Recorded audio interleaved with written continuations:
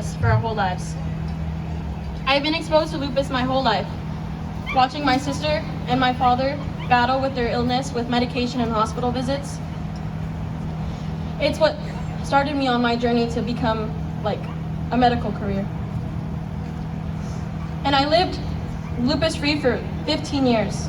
I was finally experiencing my first year of real high school after COVID and making friends, playing soccer. Then in October of 2021, I tore my ACL. Soccer was gone and it was one of the most constant things of my life. A month or so later, I began to fever up and swell in my face and neck.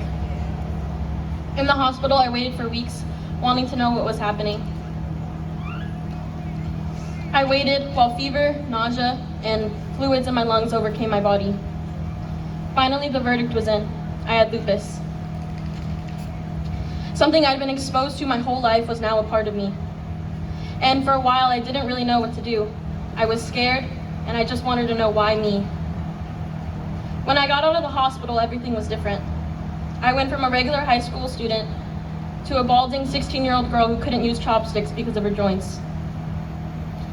The anger towards lupus is still sometimes there when I wake up in the morning and I forget everything that happened and I have to look at all the medicine next to me. But I knew that I couldn't just give up.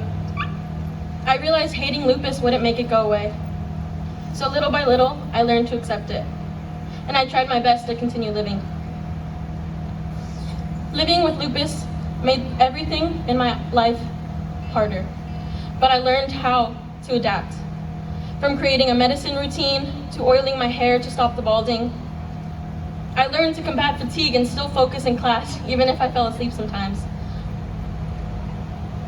And now, I'm a freshman at UC Berkeley studying integrated biology, and I'm continuing my dreams in the medical field.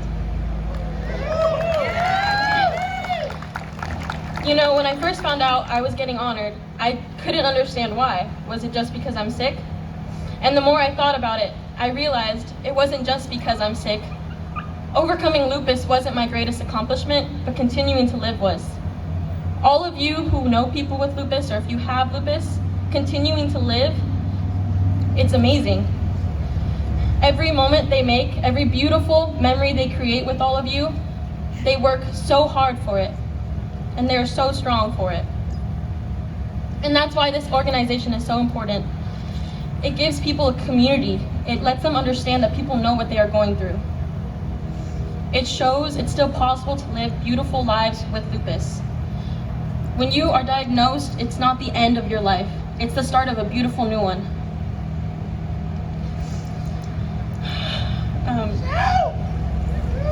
And I would just like to say thank you to all the volunteers, San Jose State Mariachi, the UC Berkeley volunteers, and all of you for being here, walking, supporting, and continuing to live such strong, beautiful lives. Thank you so much.